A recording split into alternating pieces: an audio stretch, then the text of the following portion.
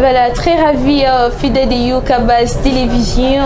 Bonjour, bonsoir, ça dépend de RO Bokota, la émission Nabino Bomessa, la politique de l'air qui a toujours été présentée par moi-même, Davina Kabedi Kapala, pour vous servir. Votre émission, la politique de l'air, c'est une émission qui vous parle, il y a des sujets d'actualité, tu es la cabine bongo banalise, tu es la cabine bongo commentaire, il y a banaliste, il y a ndenge yamboka na biso. Voilà. Avant Nako invité Nangai, je dis merci à tout le maman du monde. Basigno soya mokili mobimba dans la PC binombo de clin d'œil spécial à vous parce que les ali bongo moi de la femme clin d'œil à maman Élisée, papa roi Mabia de loin, c'est parmi les personnes oyo basoutenir comme ça tout ça la cap. Clin d'œil aussi à un homme très responsable, c'est qui Bachir Mukuta, c'est par moi aussi ba ko soutenir Moussala Oyo. Merci à toutes ces personnes qui se sont déjà abonnées à Clin d'œil na bino surtout vous s'abonner à Yokabaz parce que Sambino Mawebele. Merci pour nos commentaires na bino. Pour ce nouveau numéro, Azaya Bisso Yasikati, Alikaka déjà Aoli, c'est qui en Matre Franck, Kalolo coordonnateur, il y a Serge Li, Onakebo, on a repris ça y est. Bonjour et bienvenue, maître. Bonjour madame, bonjour Nava Congolais, nous sommes à Bisso partout dans le monde. Bonne journée, Nava Bazali Namoy. Bonsoir, Nava Baza pourquoi. Bonne nuit, Nava Bazali Nasser Pongi. Topé Sakabino Mbote Naba séquence parce que nous avons basé la façon. Bonjour, les sous Naba ennemis de la République parce qu'il faut bien nous bozala. Ce cas Congo Bongi Bouye, beaucoup. Merci. Voilà. Merci aussi à Idriss Badibanga. C'est parmi aussi l'une des personnes qui partagent aussi nos émissions. Merci pour les soutiens. Maître Franck, a présumé détournement, il y a EPST. Depuis il y a procès et au Bandalobi vendredi, audience nango et que a transmise en direct sur la RTNC. Est-ce que dans le moment où le peuple congolais a besoin de la cahier, la procès, bien, d'abord, procès au Bandalobi, madame. Retransmission dans la télévision nationale aux RTNC. Ça s'appelle simplement large diffusion. Parce que les audiences sont publiques. N'est constitution et lobby.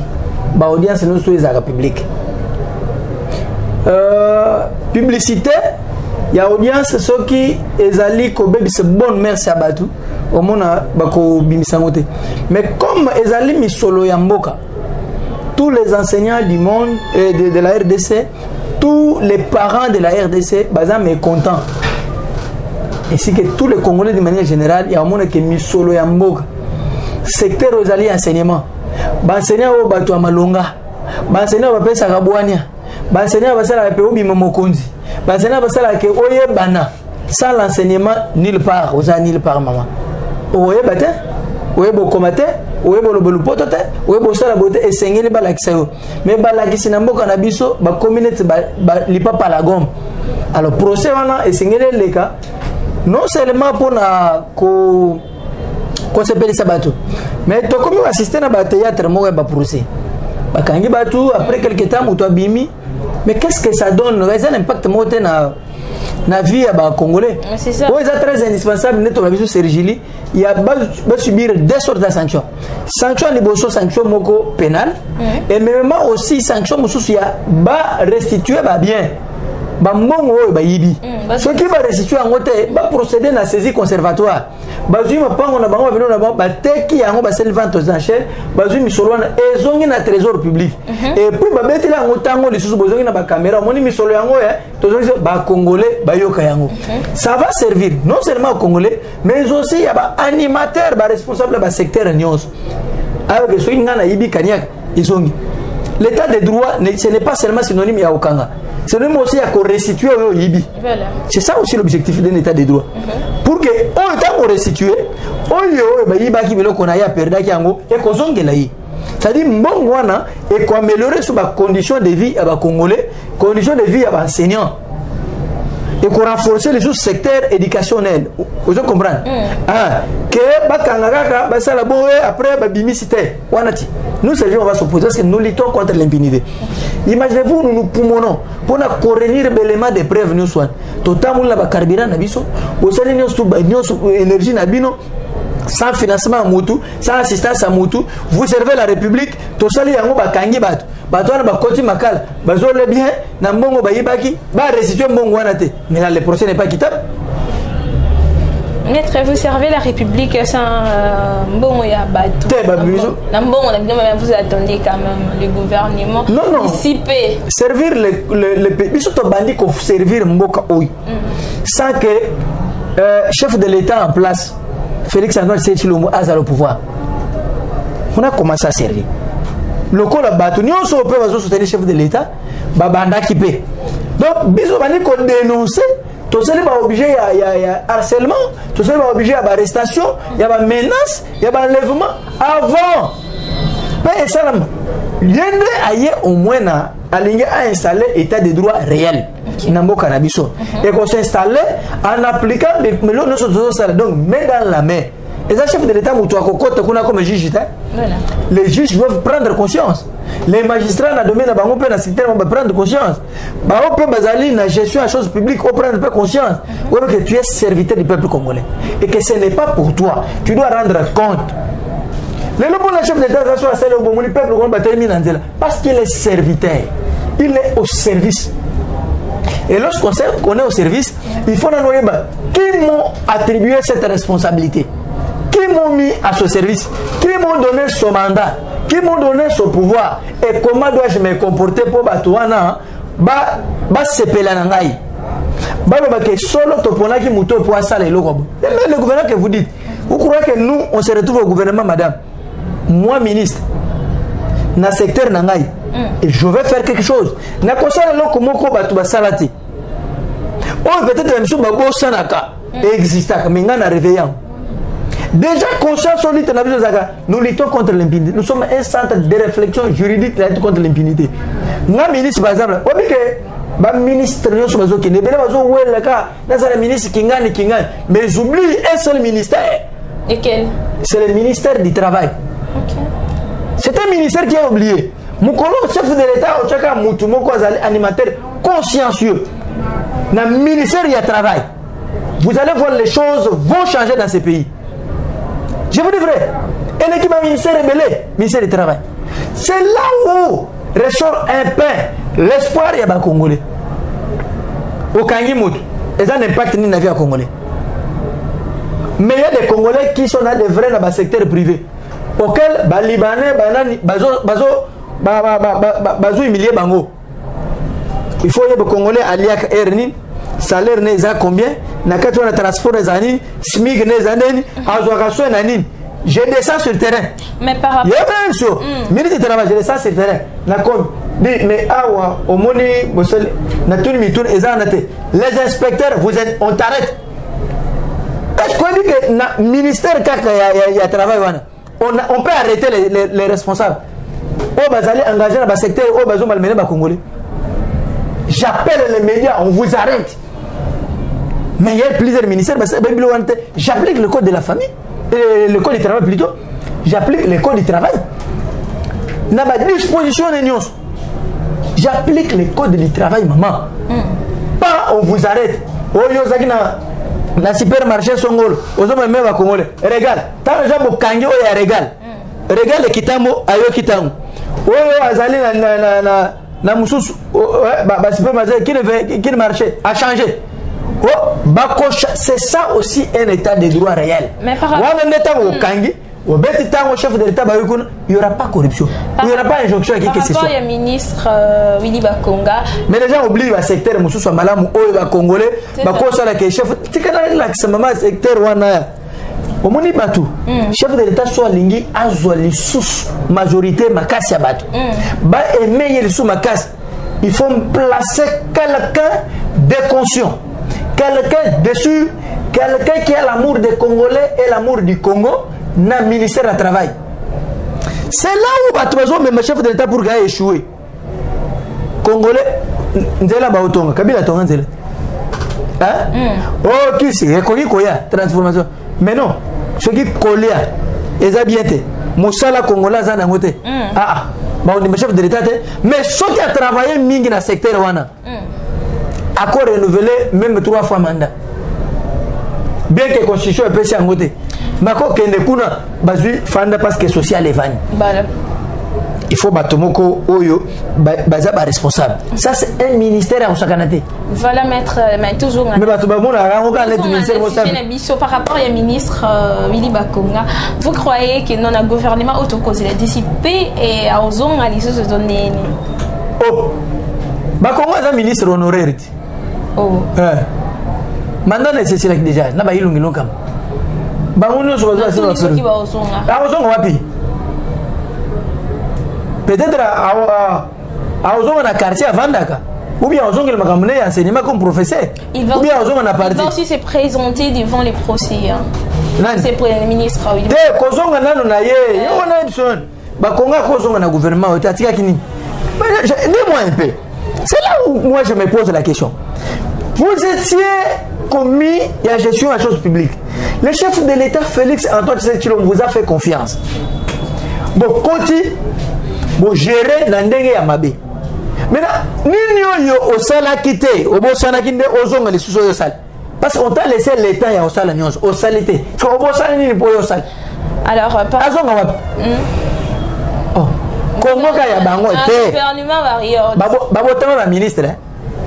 Pour bozonga kaka bango babotama boye batia bango ka ekulusuke ngana ozala ministre tala oza ta ya Kabila te ozala ki bazo reconduire yona mafia na yote Tshisekedi ya zana biku rouge osali mabe oke mupanzi biso peto koti ba évaluer pe biso batela kana biso zaka ngai betre frère congolais te ba congolais mususu. OK, c'est bien dit, mais par rapport il y a oui ba ko na place wanda na place na procès. OK, tous les là na procès. Non, oui ba ko au moins ba présumé au détournement ya nini ya il y a des lieux publics ou enseignants. Oh, Bakonga voilà. Il va répondre. Bakonga a signé arrêté en 2020. Alors que le chef de l'État a communiqué avec la présidence interdisant Bango de signer arrêté. Bakonga a engagé les gens. Vous comprenez? Et les gens là, c'est qui est encore grave. Certains sont en train de percevoir. Comme il faut donc ça mécanisé au détriment il y a Bakonga a trouvé article pour régler kana bangote 2 poids de magie des mesures l'état de droit oh ils sont combattre l'impunité toi tu que Bakonga n'est kabo vous blaguez voilà Nangambia état ya makambo état de santé coronavirus c'est le ministre de santé docteur Eteni Longondo Ayambaki Bongo réception, il y a première lot, il y a vaccin, il y a anti-Covid-19. Maintenant, le peuple se demande anti-Covid, on va pas comment? Parce que jusqu'à là, Eteni a un problème. Eteni, n'azon monté le gros à quoi au zongela. Parce que je suis délit de personnes qui ont besoin de na combien on a déjà sais que comment? Tu as du sauté. De côté, il y a un problème moko. Déficit communicationnel. Et le monde doit savoir que l'ICAMO est telle santé à Congolais et telle à Congolais nyons. Qu'est-ce qu'il faut faire? Ce n'est pas eloko oyo don ba pesi ya yemoko. Il fallait d'abord commencer à informer la population sur l'importance il y a vaccin. Ba enjeu zani eza top Congo te ba bengi yo je suis l'invité au loba. On a un RTC non. Et Teni a tout intérêt de nous appeler biso ba structure. Il y a droit de l'homme, société civile.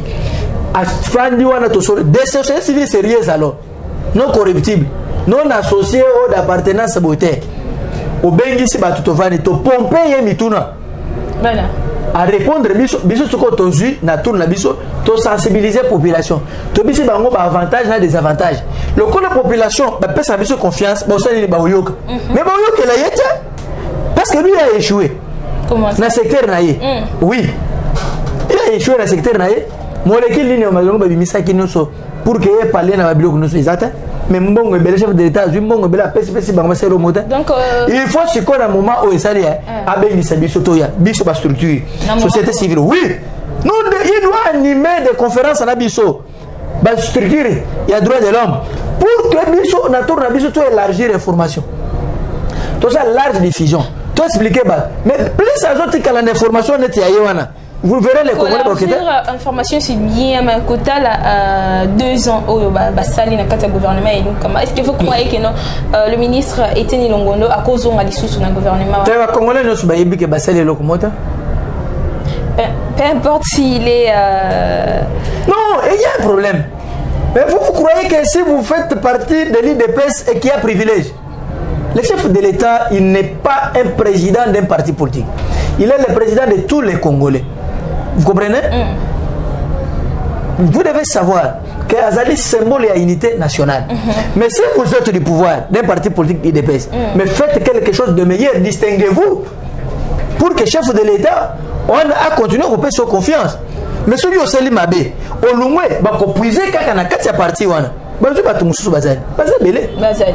Oui, ils sont nombreux, c'est un grand parti politique. Hein. L'IDPS n'est pas n'importe quel parti politique. Mais de l'autre côté, bah contre chrétien, il y a incompétent. Non, écoute, nani est incompétent? Non, pas nani. IDPS. Non, c'est un grand parti. Au moins, les bateaux wana baza batumoko yo, bakati bango mutu batikali banyo kaka bato peut perdre.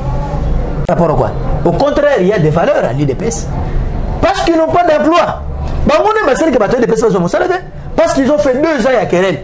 Tu sais qu'il a fait combien d'années? 2 ans seulement. Comme il a fait 18 ans au pouvoir, plus de 2 ans, 20 ans, il n'a engagé que les bazar sont compétents. Et Belé qui se croient être des compétents. Ils sont des incompétents. Bazouika a faveur. Baba tout le monde bazouika a faveur. Vous comprenez? Les fous du roi. Hein? Bazar qui va fou du roi. Abete le roi boy. Aye boy. Ba pesséni. Et là, il y a un peu de personnes incompétents. Par rapport à quoi? On les évalue dans le thermomètre. Dans le thermomètre, qu'on évalue des personnes incompétents. Qui disent qu'à l'IDPS, il y a des chômeurs, on peut comprendre. Parce qu'ils ont encore le mandat pour engager Bango. Mais lui, il parlait de l'incompétence, c'est pas de quoi? Ils ont encore le mandat, ça reste que 2 ans. Et renouvelable une seule fois. Conformément à l'article 70 de la Constitution. Le mandat du chef de l'État est de 5 ans et renouvelable une seule fois. Sauf tu sais qu'il a renouvelé une seule fois dans fond d'avoir violé la Constitution, de refuser de renouveler. Oh, maître. Mais comment il ne peut pas renouveler? Parce qu'il ne renouvelle pas. Là, il viole la disposition de la Constitution, l'article 70.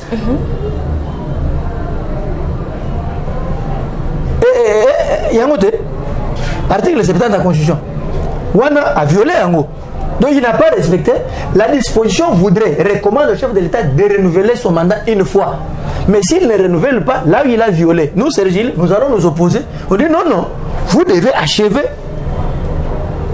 Ça dépasse certains. Mais j'ai évoqué la disposition. C'est l'article 70. Par rapport le mandat du chef de l'État est de 5 ans renouvelable une seule fois. C'est-à-dire, à ces 5 ans, il est qui? À ces 5 ans, à ce moment-là, à titre. Bon, ce qui a liquidé. Tu as le cas, mais il a la confiance du peuple congolais. Il a la confiance de la population. Il suffit, le gouvernement, il y a Sam Oy. Et le gouvernement, il y a Batumoko consciencieux. Il y a Bulldozer. Batumoko Bazoya Boye. Les déterminants. Tout le monde va en front. Les bisos à dans front, bisos à Sergi Libo, va mettre Franck Allo. Bateau va bangater. Ou à une jonction qui que ce soit. Nous, à Tchétoché. Allez, au travail pour un bouquet de libos. Soyez bazaka. Fait 30, 40 dans le gouvernement. Allez, si la récit. Pour relever des filles. Voilà, du côté sénateur. Mais non, les gens qui viendront pour chercher l'argent pour battre la campagne. Voilà. Très bien dit, maître. Ah oui, hein?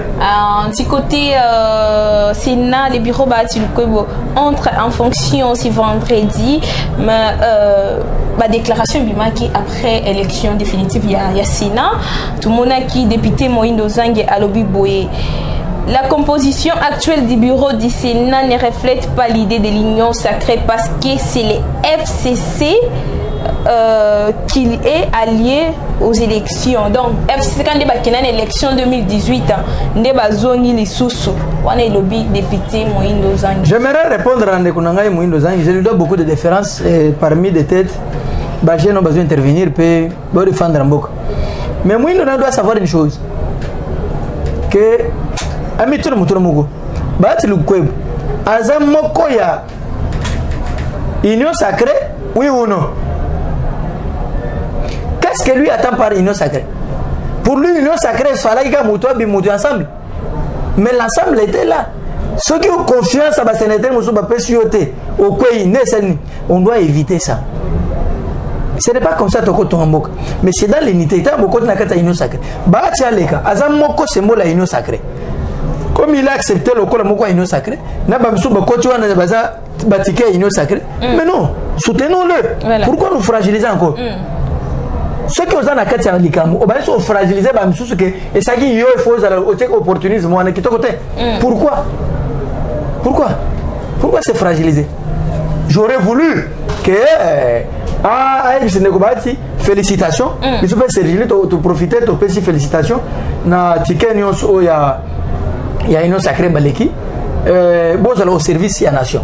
Voilà, au service de la nation. Mais c'est fragilisé avec des propos que l'OFCC s'est organisé. Non, l'FCC va continuer à l'union sacrée. On va une opposition va continuer à l'union sacrée. On va une cache à l'union sacrée. Et pour un seul but, il y a quoi accompagner le vision chef de l'État. Vision du peuple d'abord. Qu'est-ce qu'il faut faire? Répondre aux attentes et aspirations du peuple congolais. Qu'est-ce que le peuple fait? Qu'est-ce qui manque dans le chef du peuple? C'est ça. C'est ça, maître Franck. Il a réussi à ravir la justice, les deux chambres du Parlement et aussi les gouvernements. Désormais, il a tout le pouvoir au chef pour diriger un pays. Donc, le président de la République n'a plus droit à l'erreur, parce que le peuple congolais a causé la Liboumoulaye, a causé la Moussala, a causé la classe, maître Franck. Chef de l'État, tu es ça qui était poison la droit n'erreur. D'abord, lorsqu'on dit il n'a pas droit à ça. Peuple bataille que le chef d'État a tout. La justice, les deux chambres du Parlement. Oui, mais non seulement les autres. Mais rappelle un peuple tout à fait, tout à fait.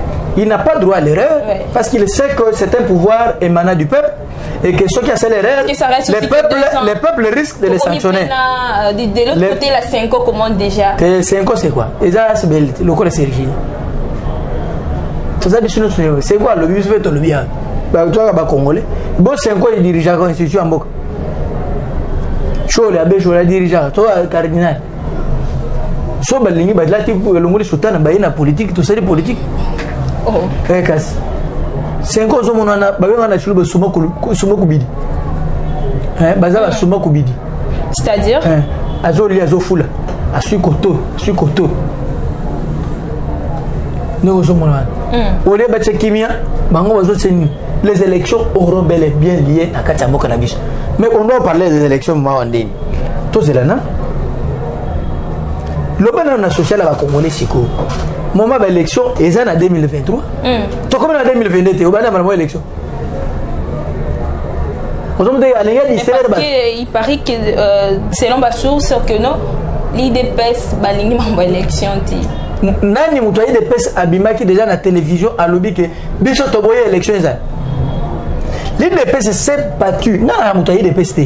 Mais soyez de pes malamu na ko récupérer pour la société civile. Je peux la mukero malamu na ko récupérer pour la mona malamu teti siko. Élection en 2023. Mais quand ça n'a pas déjà bango que base à la kimia bavana en 2023. Donc l'IDPS ne s'est jamais prononcé dans ces pays. Kolobake élection en 2023. Attendons. Moi, j'aurais voulu que mettre dans la main. Ce n'est pas les élections qui vont changer le Congo. Mais je vais vous dire une chose. Madame, c'était pour dire que l'élection est causale. Nana avocat. Il faut naza na preuve. Yala na lo makamba ba wili ba ko naza ba preuve na ngai. Ya ba arrêter à signer. Donc ici je suis en train de vous dire une chose vraie et réelle que au stade actuel ce ne sont pas les élections qui viendront changer. Bien écoutez madame, ce n'est pas tout que et là comment est-ce qu'il faut retenir. Ce ne sont pas les élections où il faut changer vie quotidienne à Congolais. Mais des bons animateurs. Bato mutema malamu bato bazana bolingo ya Congo. Soki baza wana nde ba ko changer vie ya ba Congolais. Ce sont pas les élections. On peut organiser les élections demain matin. Boche kingani mais soit na mutema mabe. Ana bolingo ya Congo te changer l'autre. Changer l'autre. Nous avons besoin des animateurs crédibles, des animateurs soucieux. Il y a vie à Congolais. Les animateurs balingi Congo na Congolais. Parce qu'il y a une nuance. Vous pouvez aimer le Congo, là vous faites allusion à la richesse du Congo. Au lingi Congo pour y avoir la richesse à Congo. Mais il serait souhaitable, mieux encore, d'aimer les Congolais. Qui sont les habitants du Congo? Bénéficiaires, il y a richesse, il y a sol et sous-sol, il y a Mokarabango. C'est plus mieux que d'aimer le Congo. Vous comprenez? Tu peux avoir l'amour du Congo, mais plus il faut aimer les Congolais. Mais tout ça, na bande na gouvernement Oyo, bien toujours na cadre ya néolobi qui est tukala ko monate place IDPS alobi qui élection kozalati mais Augustin Amundala alobi boye opinion carton rouge carton jaune résistance aux prédisants du temps de Kabila. Qu'est-ce qu'on n'a pas fait avec l'UDPS pour réclamer les élections? Donc discours il y a anti-élection en 2023 nangamba ba IDPS et kolekate élection et kozala mais yo lobi tukala Kamundala na Azasango. Azasango.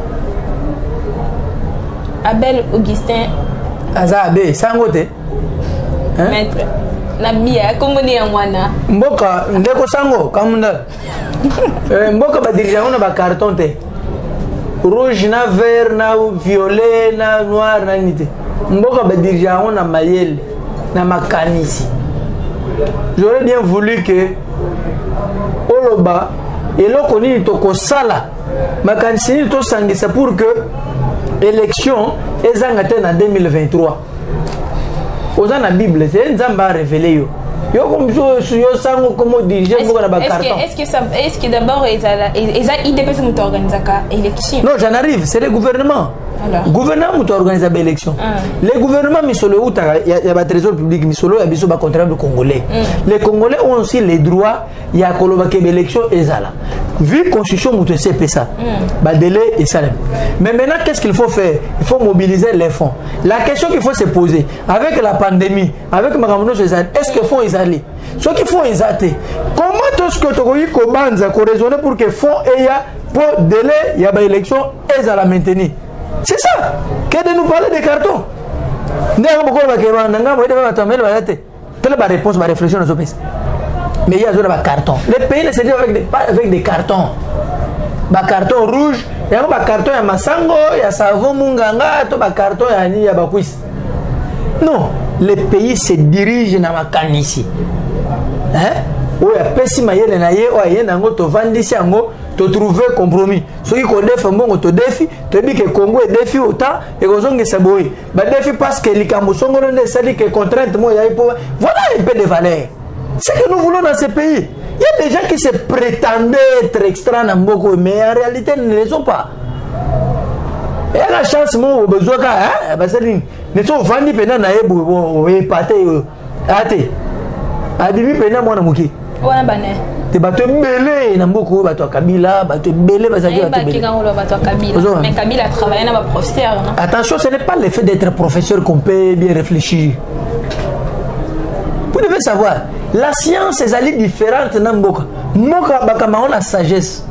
Soit même intelligence, allez au village, vous allez trouver un chef coutumier qui n'a pas étudié, mais il a la sagesse, il le gère.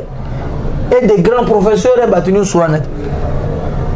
David, tu vois, je vais te dire une chose. Au monde, sagesse et l'équignos. Salomon a demandé à Dieu la sagesse. Il y a un intelligent. L'animal est intelligent. Quand l'animal te voit, il fouille. Mais ce qui manque à l'animal, c'est la sagesse.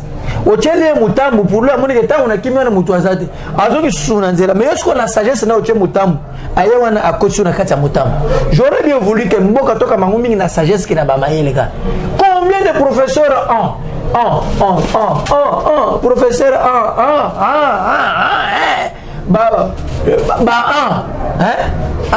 on a bétail, tout le quoi, diplôme, tout ça, et l'autre côté. Celui qui a Congo, ça répond à un diplôme au moment, mais le Congo est bon. Congo, ils ont pas sagesse. Mais si on a intelligence, on a sagesse au Bongi. Mais si on a intelligence, au bandolo baga bilo mo ezo sepelisa yo o mi mona ba mayele na yo tu sais des veines de gloire ya yo par rapport à la science aux ans je suis diplômé en temps je suis docteur o moni biso vani kana licence nanga na vani nanga mais ya ko peta mailo science pena on te démontre que Congo va diriger na eloko waneti il faut demander à Dieu ba kisayo sagesse de tout ce qui se passe ici. Ba carton, ba nini, ba vert, oh, moni, to tchake ba vert rouge, ba carton jaune, ba nini bo. Ce n'est pas l'amour du pays. Voilà. C'est pas l'amour du pays. Voilà, très bien. Le pays, tout ça a besoin de moko, y a ba mayele na yo, vandi. On a besoin, tout ça ba na tata moko ma moko. Où est allé Congo? Venez avec des suggestions. Vous dites, voilà ce que moi je propose pour la période où il ne faut pas au sol net. Crise moko sanitaire ezaki na mboka ti et que makambo eye kakabo non ça aussi c'est un aspect qu'il faut comprendre et les gens de temps n'est pas un magicien. Les élections doivent être organisées avec le revenu en mboka budget ça y a combien natangwa kabila combien déjà c'est qui nini etikal il faut maintenant ba ministre bazo kota ba mobiliser ba fonds maintenant ils vont mobiliser comment c'est embouchant dans ba secteur wana moyibi ezalate qu'on se servir té il y a besoin de trésor public on a besoin de batabongo voilà mais on ça c'est que baraflouer trésor public à ce moment-là on budget mati to ça les face élection. Voilà, nous sommes arrivés à la fin de notre. Il ne veut pas qu'on soit dans le thème, mais tu sais qu'il y a ça, il faut que tu sais que les personnes qui ont renouvelé le mandat, c'est au fond de l'Océanie. Voilà, je crois. Vous devez renouveler. Vous devez respecter l'article 70. Il y a constitution qui dit que les mandats du chef de l'État est allé à 5 ans renouvelable une seule fois.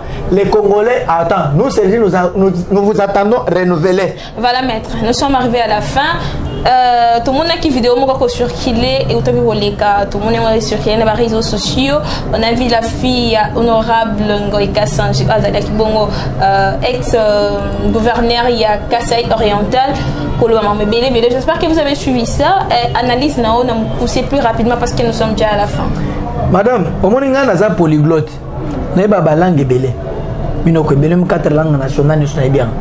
Et le quoi na baluba benga ngoi chibindi.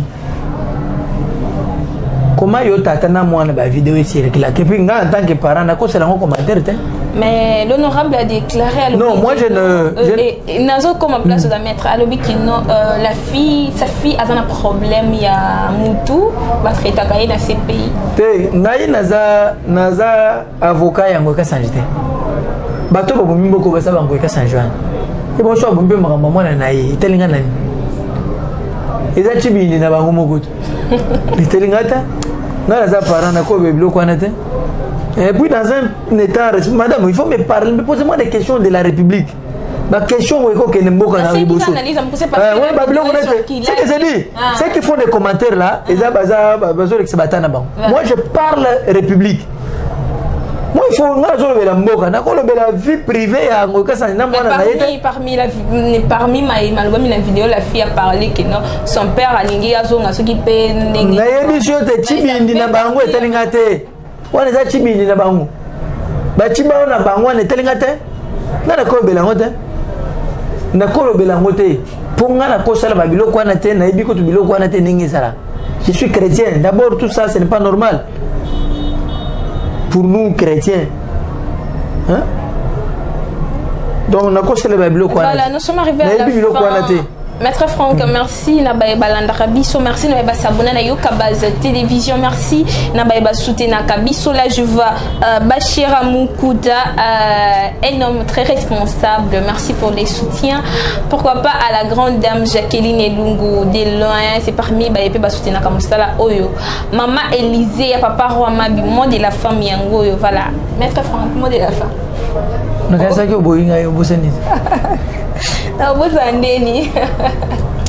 En tout cas. Pour moi, on sous-traitant, ça peut perdre ton nez. Maître. Il faut te le dire, bien, mot de la fin, Zaka Moko. Tu sais, la chef de l'État, Moko. Monsieur le Président de la République, chef de l'État, Félix Antoine Tshisekedi Tshilombo, avec l'expression de nos hommages les plus déférents. Tu sais, Moko. Les décisions judiciaires na Congo sont rendues au nom du peuple congolais et exécutées au nom du président de la République. Les procès qui commencent lobby pour na bato bayibi misolo mbo misolo ya ba enseignant balingite ke bato bazo formation malonga parce que exécution ba décision wana yo pe ozali na kati to sengi implication na yo personnel. Hôtel à juge oyo bazo kanyaka te po batona ba yimbo ngwele ba mesurer ba juge na ba kanyaka te et zo botan boye au juge atel na locataire na zo mbongo boye ce que sakani pe yo juge boloko ezozela boloko tatango Tshisekedi ya boloko. Impliquez-vous, mettez vos services aux aguets, batala tolande le procès Oyotina Souka. Il ne suffit pas seulement bandeko besoin de sanctions moko pénales, mais aussi la restitution. Le peuple congolais voudrait voir un procès où se appelle le Congolais, chef de l'État.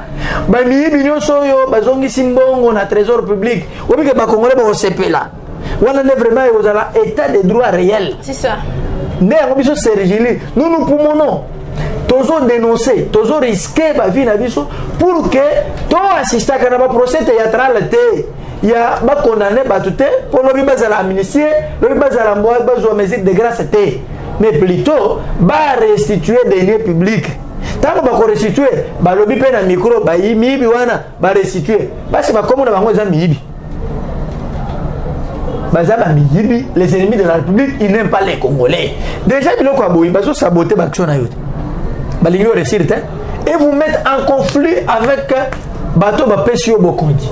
Conséquence aux années, bah renouveler les choses. Or, Serge a besoin de renouveler. Bah Congolais mamnawe qui est liboso. Impliquez-vous personnellement. Bah miibi oyo. Bazal. Impliquez-vous aussi personnellement pour que Bakonga a comparaître à Samba. Non seulement que Samba a Kangama. Voilà. Bah réponse à Bakonga na top Congo a besoin de. Atikanan.